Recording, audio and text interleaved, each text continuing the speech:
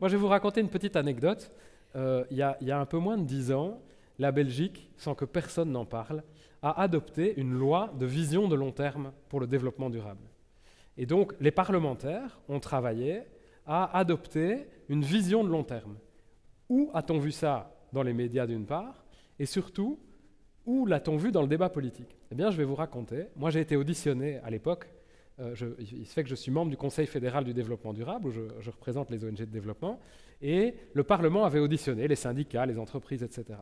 Eh bien, le président de la séance, lors de notre audition, est entré dans la salle en retard pour cette audition qui commençait, si je me souviens bien, à 12h30, en regardant sa montre, et nous a dit « En tout cas, dépêchez-vous, à 14h, on scinde BHV ». Je trouve que c'est extrêmement symbolique du rapport qu'on a aux politiques aujourd'hui et de la question des degrés d'urgence. Et donc on doit mettre au cœur aujourd'hui du débat citoyen le comment de la démocratie et approfondir ces questions de démocratie délibérative, de démocratie participative, etc. Et puis derrière, débattre en société de cette utopie, de débattre en société de ce monde que nous voulons demain. Malheureusement, la façon dont le capitalisme, et notamment sur la dernière décennie, la façon dont le capitalisme numérique nous ont fait évoluer, n'incite évidemment pas du tout à ces réflexions de long terme. Et donc là, je suis tout à fait ce qu'Olivier disait tout à l'heure, il faut que nous désobéissions. Et désobéir, c'est parfois des actions plus spectaculaires de désobéissance, mais ça commence dans la vie quotidienne. Désobéir, c'est laisser son smartphone à distance.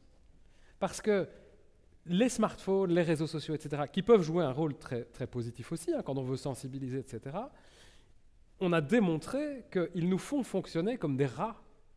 On a démontré qu'ils activent chez nous de la soif de réponse à des pulsions à court terme, plutôt que de nous permettre d'aller rechercher la satisfaction de plus long terme, que vont nous permettre, par exemple, la vie en commun, le fait de participer à une initiative citoyenne, etc.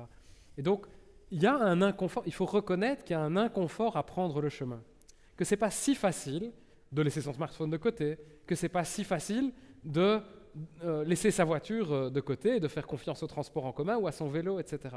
Mais ce qu'on constate, et qui, moi, de nouveau, me donne espoir, c'est que les personnes qui ont fait le choix du premier pas de l'inconfort, très souvent témoignent d'une énorme satisfaction personnelle, parce qu'en fait, ils ont recréé du lien, ils ont recréé de la qualité de vie.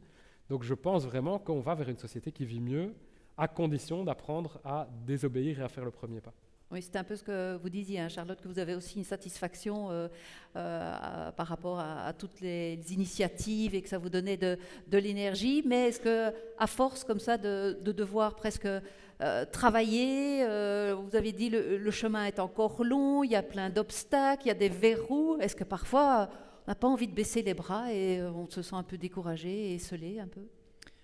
Mais je trouve que là, ça touche un point, à mon avis, essentiel de ce qu'on peut regrouper dans le grand ensemble, la transition intérieure. Mais en tout cas, pour moi, il y a vraiment un travail sur la confiance qui est à mener, en fait, et qui est compliqué parce qu'en même temps, il faut donner du mieux qu'on peut, finalement, pour être acteur de changement. En même temps, on voit bien que, moi, ma petite personne, individuellement, mon impact est tellement limité, les enjeux sont tellement... 15%. Oui, 15% dans le meilleur des cas, j'ai envie de dire, parce qu'il y a aussi tous les comportements que j'ai qui ne vont pas dans la bonne direction. Enfin, voilà. Mais donc, la limite mes propres limites, le gigantisme du problème, les enjeux structurels qui me dépassent complètement et qui peuvent être accablants.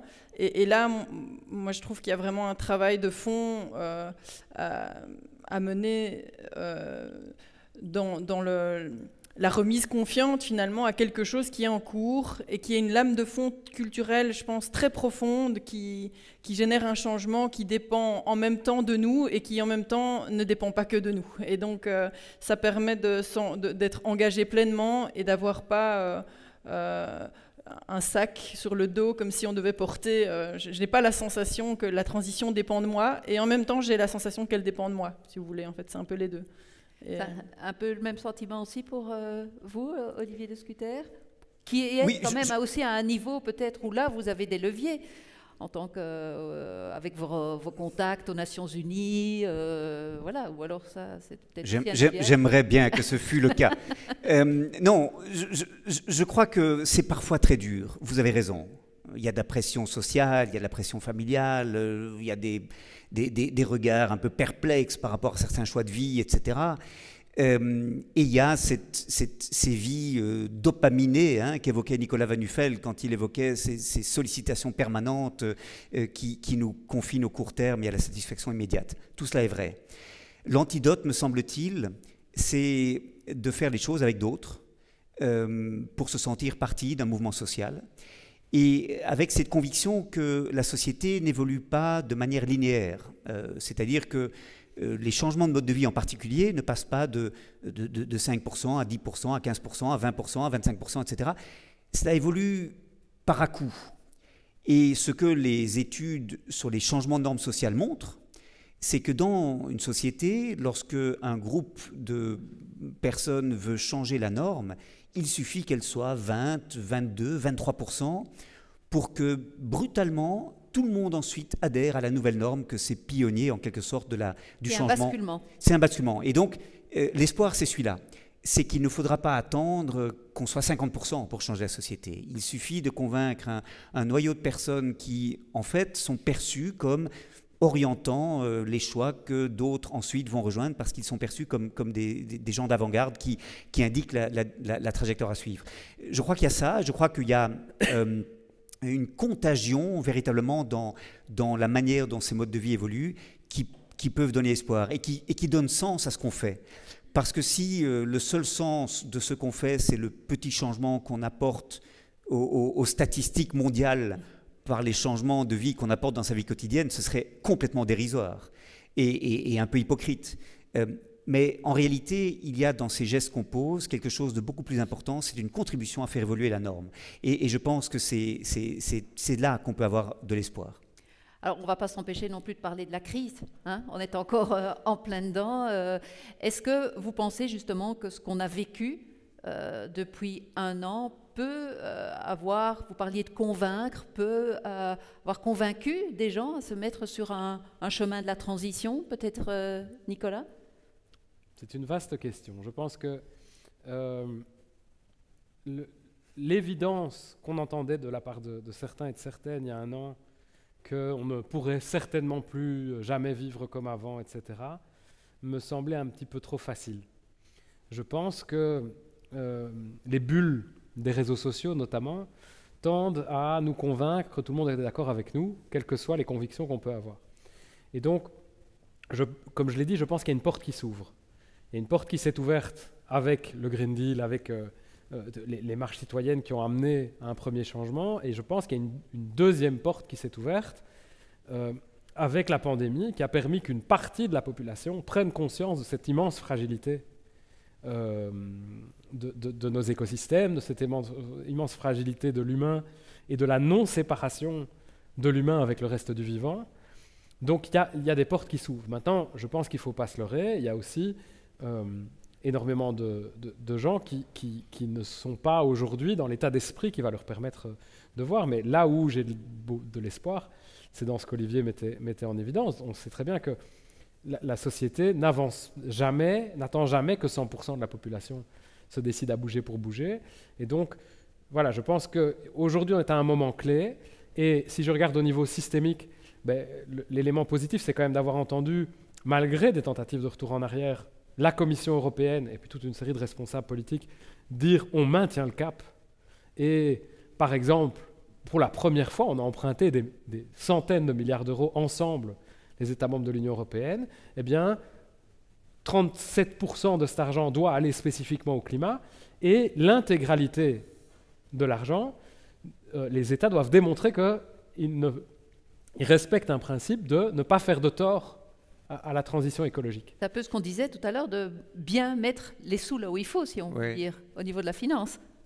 Voilà, donc c'est ça. Je pense que quelque chose est en train de se passer. Maintenant, il ne faut pas d'angélisme non plus.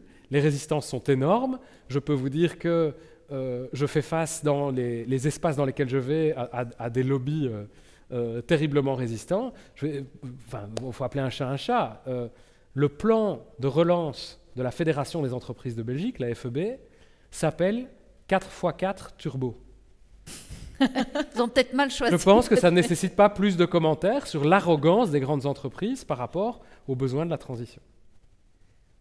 Enfin, avec un vélo électrique, peut-être, il y a aussi le turbo. 4x4 turbo électrique. Ouais. Non, peut-être deux points, je dirais, en complément de ce que Nicolas a dit. Le premier concerne la manière dont cette crise va aider ou non les gens à faire un changement dans leur vie quotidienne.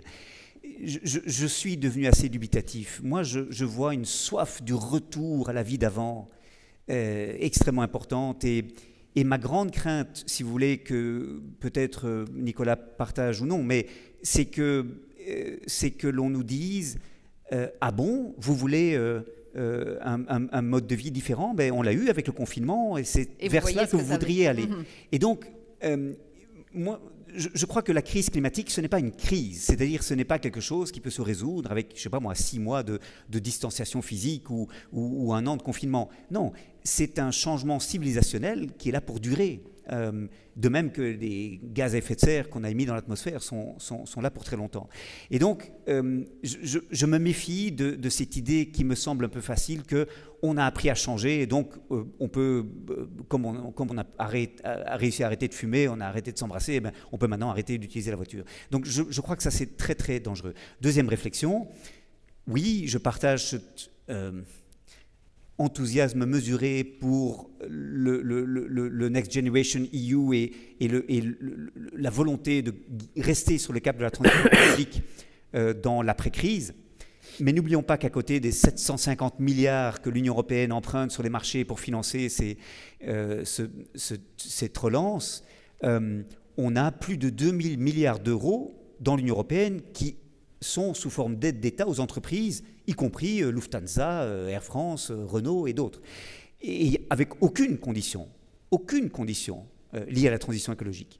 Donc, soyons extrêmement attentifs. Et pourtant, il y a la possibilité de faire une transition écologique justement dans ces secteurs, comme au niveau donc, de l'aviation. On sait que vous avez décidé de ne plus prendre l'avion, mais parfois, il n'y a peut-être pas les moyens encore maintenant de faire des transitions partout, dans tous les secteurs.